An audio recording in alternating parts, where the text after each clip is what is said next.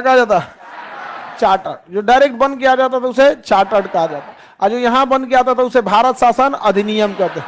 उसे क्या कहा जाता? अधिनियम, भारत शासन अधिनियम। और जो उधर बन के आता था उसे chartered act, charter act, charter act.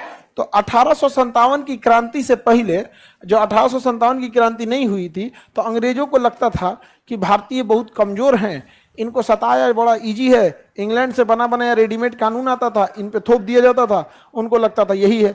लेकिन 1857 की जब क्रांति हुई, ऐस हुमच के पिटाया सब अंग्रेज सब, उन सबको लग गया कि इंग्लैंड के बने कानून से भारत चलने वाला नहीं है।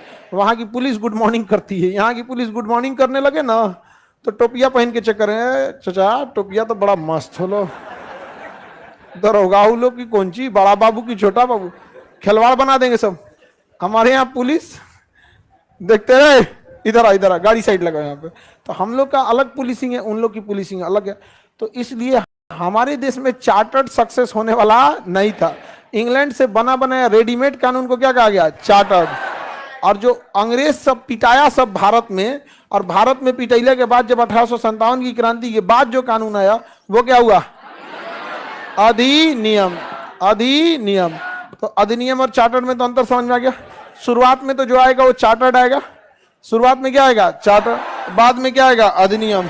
तो पहला देखते हैं हम लोग 1773 का रेगुलेटिंग एक्ट, 1773 का रेगुलेटिंग एक्ट, 1773 का रेगुलेटिंग एक्ट। देखिए इंग्लैंड का जो राजा था ना, बहुत चालाक आदमी था।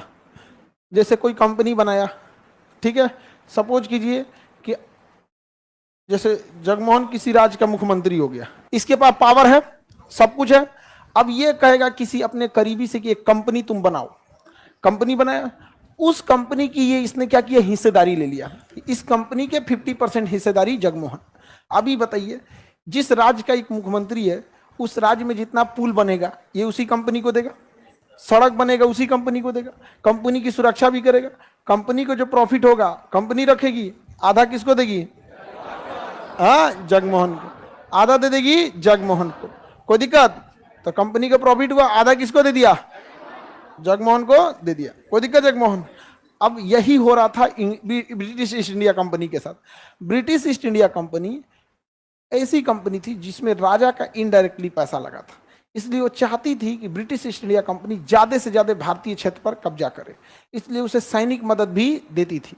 जबकि ब्रिटेन की अन्य कंपनियां राजा पर आरोप लगाती थी कि यह राजा केवल ब्रिटिश ईस्ट इंडिया कंपनी को भेजा है, हम कंपनी क्यों नहीं जाएंगे। जैसे अगर अफ्रीका में एयरटेल चलता है तो अफ्रीका में जियो भी चलना चाहिए। अब भारत सरकार जियो को रोक लगा दे कि नहीं तुम अफ्रीका में नहीं जाए। एयरटेल इंडिया से ज्यादा पैसा कमाता है, कहां से? अफ्रीका से। समझा गया कि नहीं? यहां तो जियो सबका बैंड बजा दिया अफ्रीका से, तो क्या भारत सरकार उसे रोक लगाएगी? नहीं लगाएगी। लेकिन अगर रोक लगाएगी तो भेदभाव हो जाएगा। तो ईस्ट इंडिया कंपनी जो आई थी इंग्लैंड की, तो राजा चाहता था ईस्ट इंडिया कंपनी ही क्या रहे, यहां रहे, क्योंकि उससे उसको प्रॉफिट ज्यादा था, राजा को प्रॉफिट ज्यादा था। लेकिन बाकी का कंपनी लगे सब दबाव बनाने कि नहीं हमें भी परमिशन दिया जाए। तो राजा ने कहा कि देखिए ईस्ट इंडिया कंपनी का कई काम है, वो ईसाई धर्म का प्रचार भी कर रही है, तो उसने धर्म का कार्ड खेल दिया। और धार्मिक कार्ड ऐसा होता है ना कि अगर धर्म आगे आ गया ना तो बस काम बचा दिया आपका, लोग आपसे सवाल उठाना छोड़ देते हैं। तो कई सारे काम दिए गए ईस्ट इंडिया कंपनी को। ब्रिटिश ईस्ट इंडिया कंपनी जो थी वो इधर मद्रास को कब्जा कर ली, बंबई को कब्जा कर ली, उस समय गुजरात ये सब एक ही में, और बंगाल को कब्जा कर ली। तो ईस्ट इंडिया कंपनी का यहाँ भी व्यापार था, मद्रास में भी व्यापार था। कहाँ था? मद्रास में भी था, और इधर बंबई में भी व्यापार था। बंबई में भी क्या था? व्यापार था। व्यापार करते थे लोग, वहां से सामान बना के लाते थे, यहाँ ज्यादा रेट में क्या करते थे? बेच देते थे यहाँ पर।